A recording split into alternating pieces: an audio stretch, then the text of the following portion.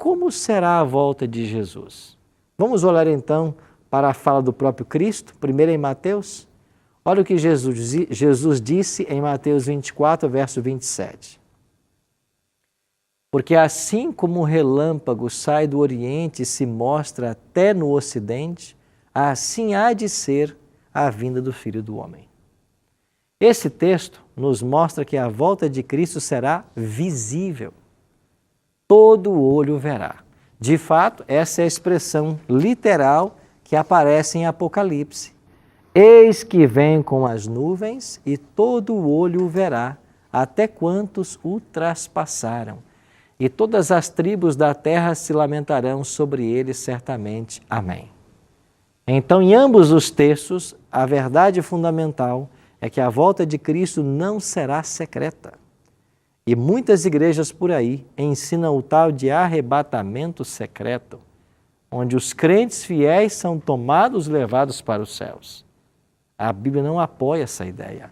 A Bíblia não diz que os cristãos sinceros vão serem levados para os céus. A Bíblia diz que Jesus vai voltar e então todos os salvos irão com ele para os céus. Ninguém vai antes. Daniele? Contradiz um pouco em relação a próprio Mateus 24, acredito que seja, que diz que estarão dois no campo, um será levado, outro deixado, dois numa cama, um será levado, outro deixado. Não se contradiz em relação ao arrebatamento secreto? O texto usado para o arrebatamento secreto é esse que você mencionou. Mas quando Jesus diz que dois estarão no campo, um será tomado e outro deixado, o sentido é, quando ele vier, um poderá se salvar e o outro não. Esse é o sentido. Um se salva, o outro não. Podem estar dois dentro de uma casa, um se salva e o outro não. Essa é a ênfase de Cristo.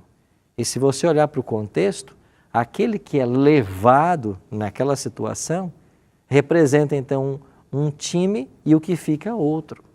Então você vai ter na volta de Cristo o salvo que é levado e você vai ter o ímpio que vai ficar e vai morrer. Então esta é a ênfase de Cristo. Não importa o grau de parentesco, não importa a proximidade, alguns se perderão e outros se salvarão. Mas ninguém é arrebatado antes. Até porque, se os salvos fossem arrebatados antes, para que Jesus voltaria? Se eles já estavam nos céus? Então aquela história que muitos vão sumir e vão dizer que foram tomados por alienígenas, não é bíblico. Não é bíblico, de forma alguma. Adonai? Pastor, realmente se ouve falar muito sobre o arrebatamento, né? Algumas religiões falam muito sobre o arrebatamento secreto. E como se ouve falar muito, qual é a base da Bíblia que eles usam para dizer que existe o arrebatamento secreto? Porque é muito claro a gente olhando assim os textos de Apocalipse, né? Mateus, que nós acabamos de ler, é muito claro que virá o som de trombetas com vários anjos, né? E eu queria saber se tem alguma base bíblica que essas denominações usam para dizer que o arrebatamento será secreto.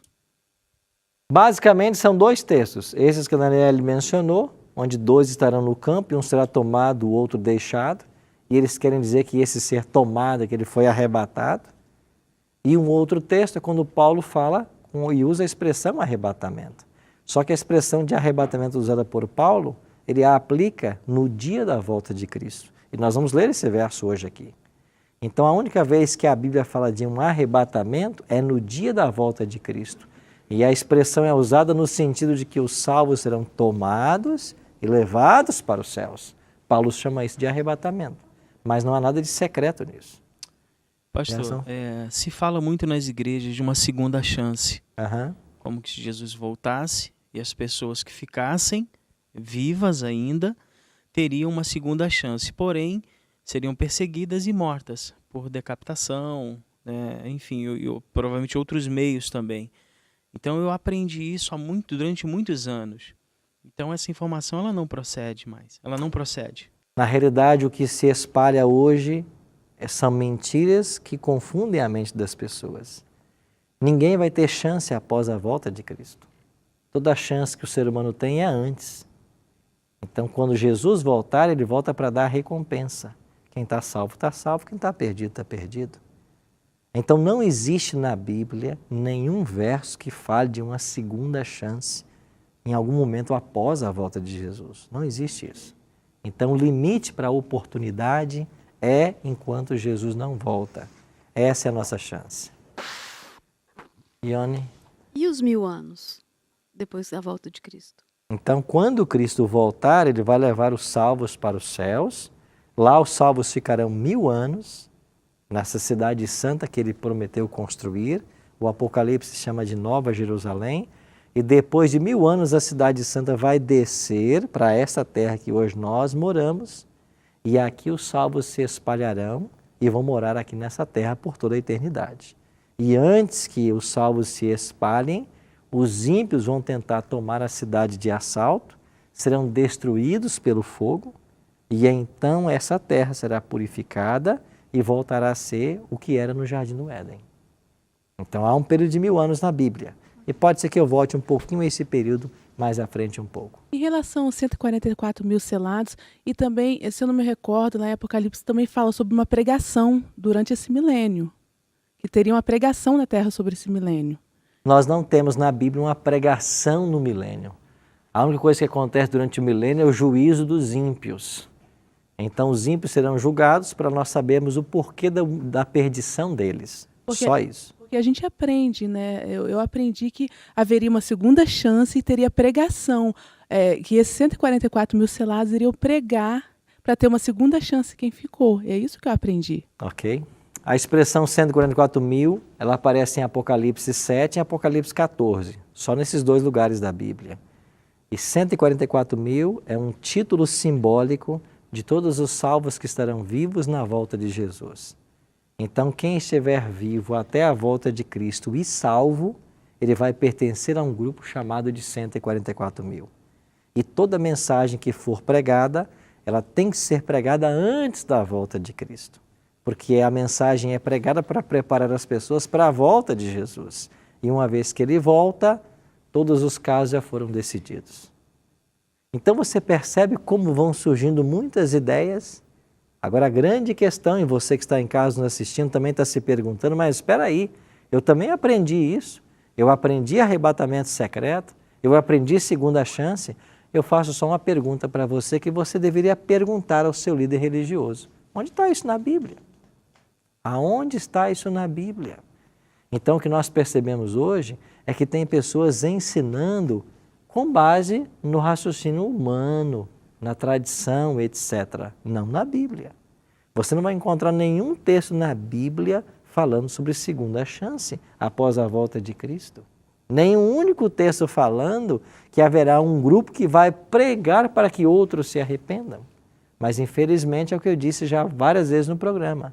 Hoje o cristianismo, a religião no Brasil, ela cresce muito mais no meio folclórico, tradicional, do que na palavra de Deus.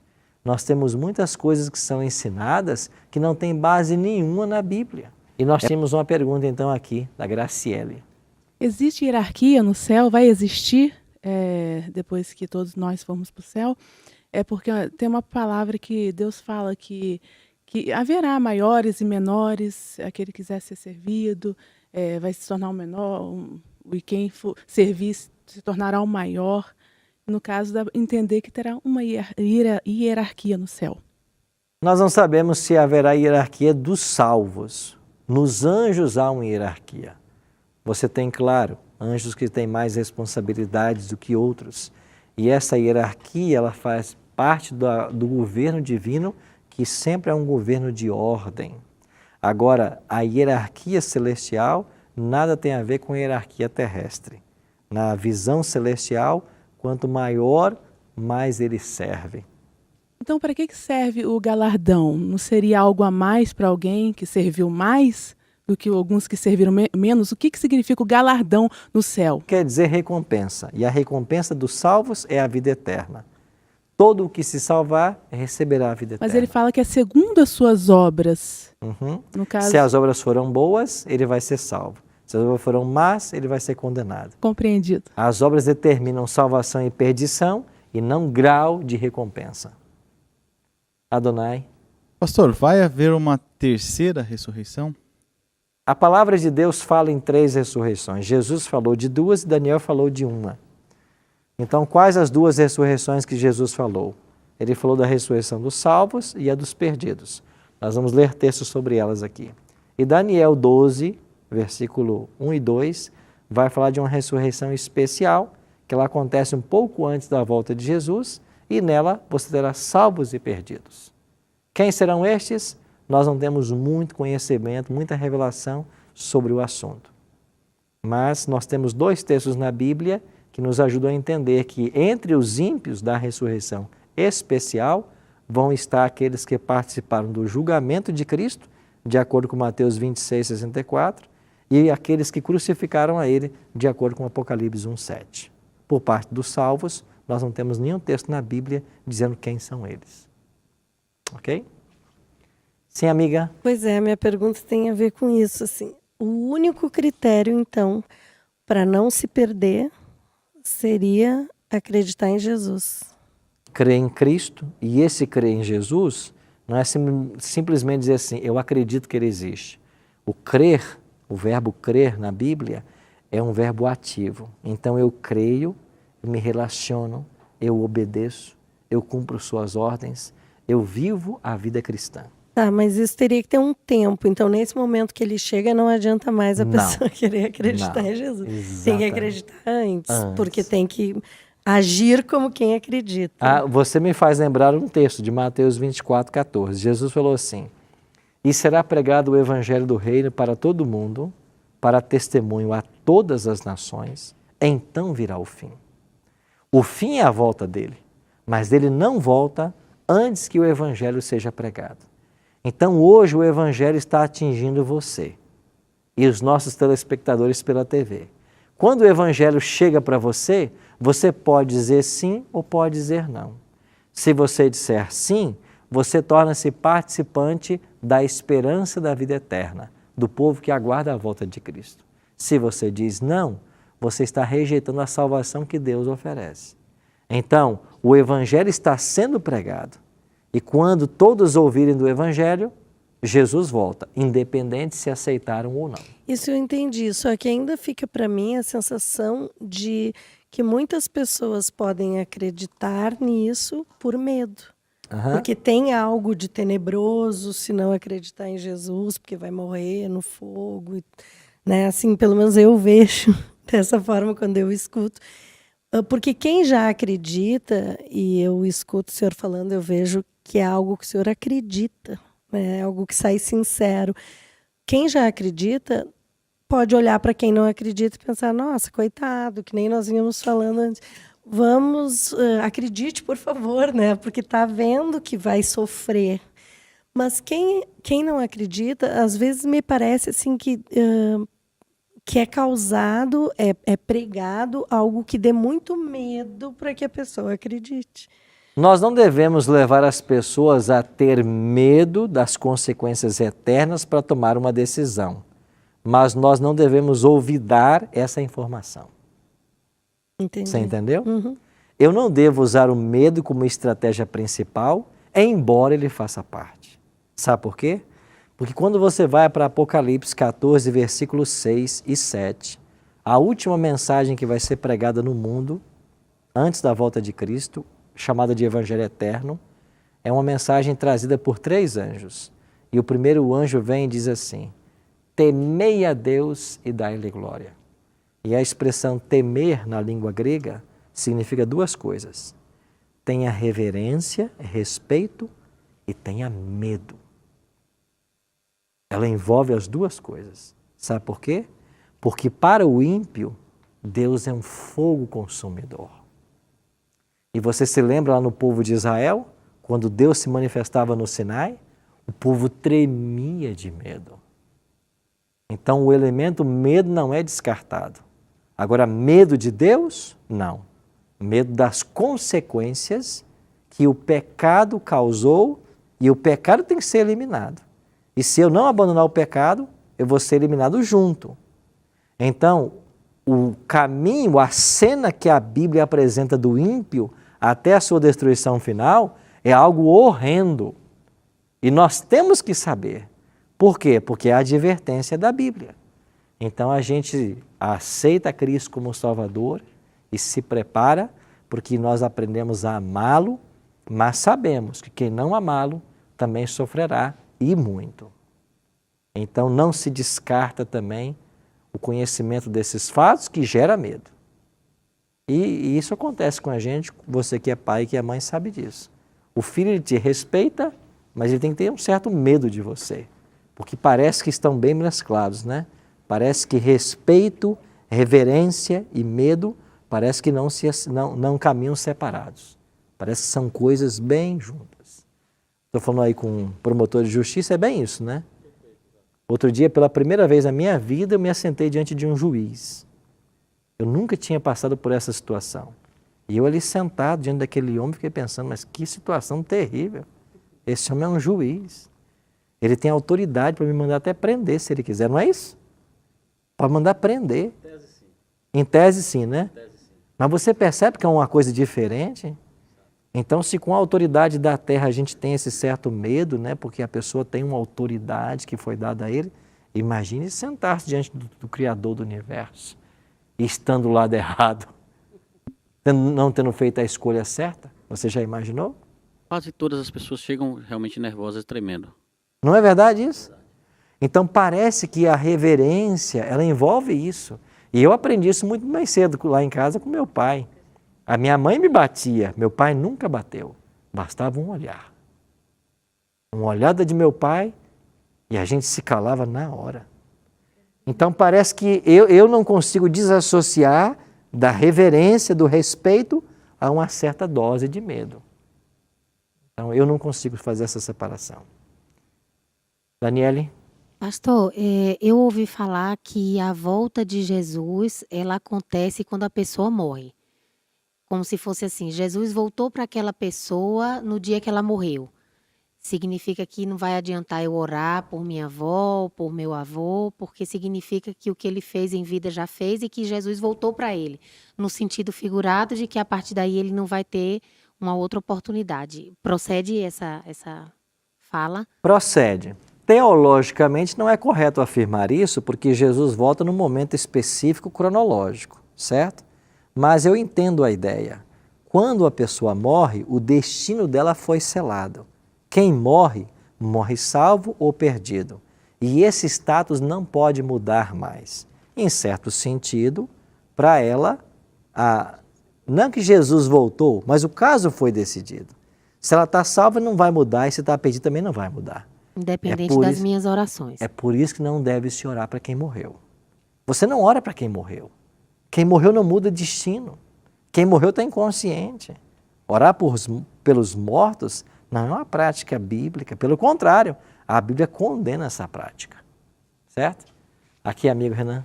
Pastor, a Bíblia diz, com relação à salvação, que eu já li várias vezes, eu estava procurando aqui agora e não achei, que nós devemos desenvolver a nossa salvação com temor e tremor. E tremor, é isso mesmo. A Bíblia sempre ensina, né? Eu já vi falar que foram 366 vezes, diz a palavra não temas. Deus dizendo para a gente não temer todos os dias. Mas quando diz respeito à salvação, que é para a gente temer e tremer. É verdade, porque Deus é fogo consumidor. E um dia o pecado vai ser exterminado. E o ser humano que não abandoná-lo, o pecador, vai junto. Juliana. Você pode esclarecer para a gente, tem até um pouco de folclore, né, em cima disso, as pessoas contam várias histórias, querem fazer um pouco de terror e tudo. O que é a besta nos tempos de hoje? Nós estamos perto dela, o que é? Existe um número mesmo? Existe o número da besta, o Apocalipse 13, 18 diz que é 666, e a besta no Apocalipse representa um poder antagônico a Cristo, que vai arregimentar poderes políticos, governamentais, no tempo do fim, e vai se opor ao povo de Deus. Então, o povo de Deus, antes da volta de Cristo, eles vão passar por uma perseguição. E quem vai movimentar essa perseguição são duas bestas do Apocalipse 13. São dois poderes que vão se unir para combater o povo de Deus. Mas como é um tema muito denso, eu vou me limitar apenas a isso. Tá bom?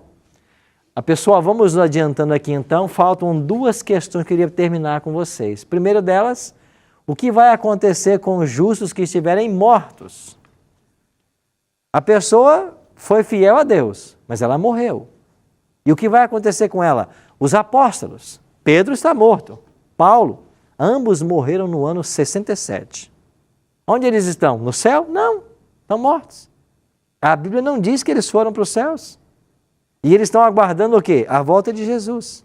Então, o que vai acontecer quando Jesus voltar?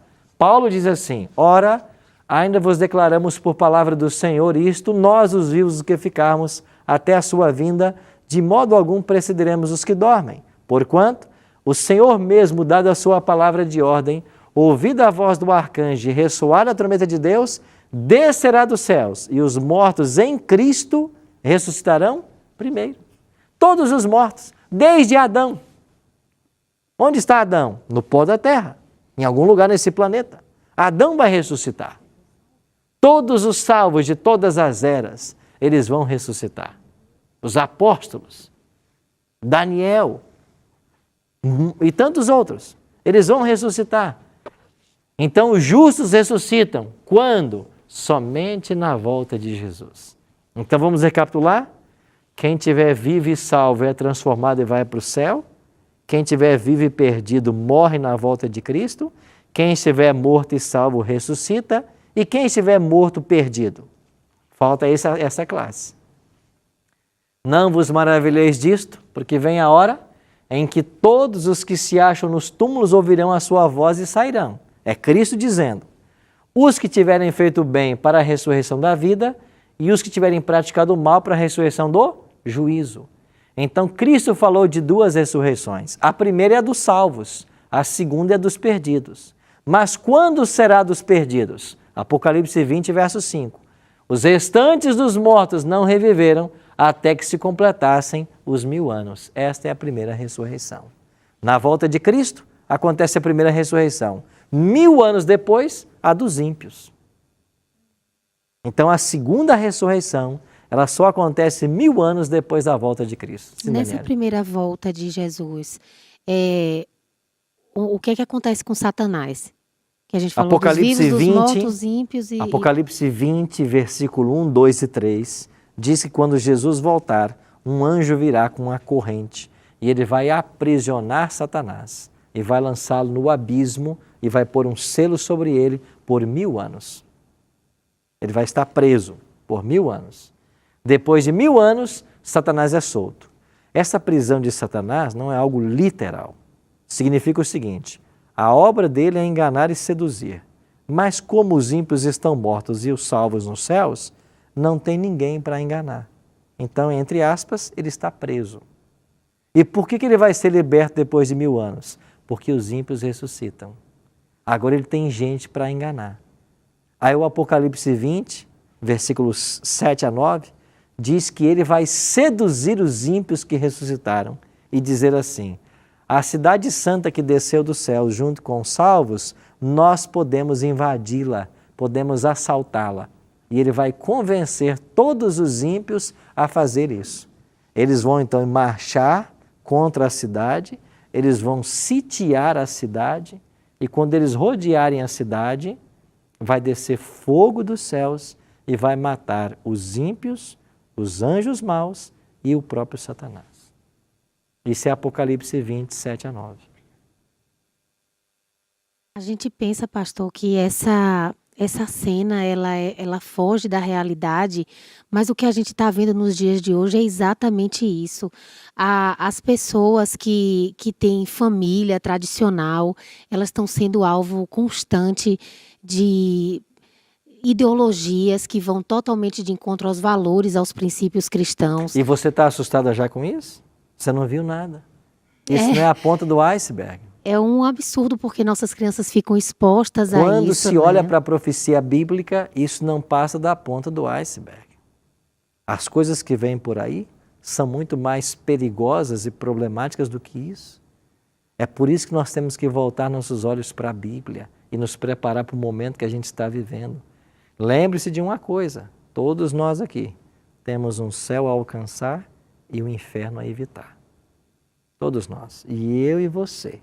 Só temos 2 destinos. Ou você vai ser salvo, ou você vai ser destruído.